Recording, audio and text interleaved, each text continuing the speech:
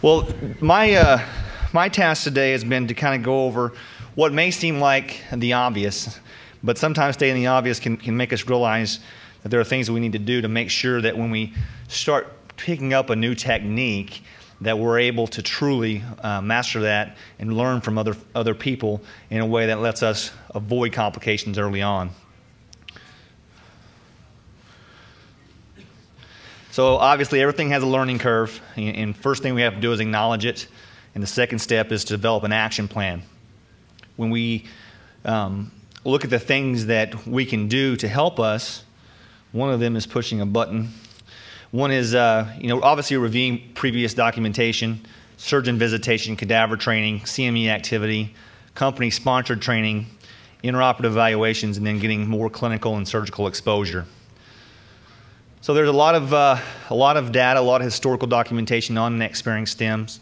Anyone who's going to adopt this technology needs to do their best to try to review what's out there.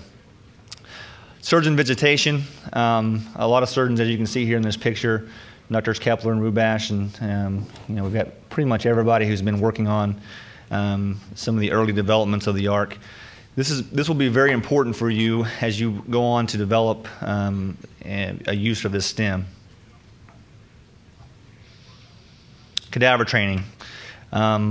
It's going to be very important. It's actually going to be, particularly for the ARC stem, it's going to be necessary to do cadaver training prior to implanting, doing your first implantation if you're interested in using it. CME activity. To date, this technology has been presented over 10 CME meetings in 4 different countries in the past 3 years. Hopefully we'll continue doing that.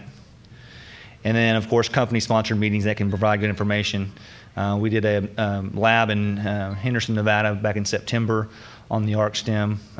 There's actually myself and Dr. Ed Shishevitz from Colorado Springs presented this.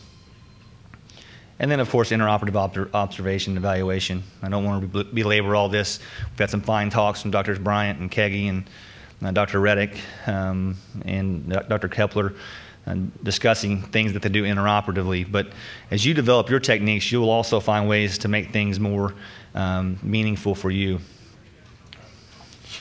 One of the things I challenge you to do is, begin with very reasonable and predictable cases. This was actually my first ARC that I put in, a 62-year-old female, small, direct anterior approach. Somebody who's going to be easy to access. I would also encourage you not to, if you don't do direct anterior now, don't take the opportunity to try a new approach with a new implant all at once. I think that's too much overload to get everything down perfectly. And then as you progress, you can go to more predictable, less predictable, more challenging cases. Like it's a 37-year-old male with prior Perthes disease and who was very muscular. But obviously, as we all know, just as you get better with something, you're able to do more challenging cases. A well-thought-out plan will reduce problems associated with learning curves. You guys have seen the talks today about sizing dislocations, mechanical impingement, implant positioning, and technique tips. These 2 pictures show what Dr. Reddick had mentioned earlier, the ABC cuts, where we've learned that probably cutting it in that B zone, about 8 millimeters subcapital is probably the best, and then about 50 degrees of inclination on the cut. So that's all I want to talk about today. Hopefully this meeting will be part of you starting your learning curve on this design, and thanks to all those, and thanks to Tim for inviting me.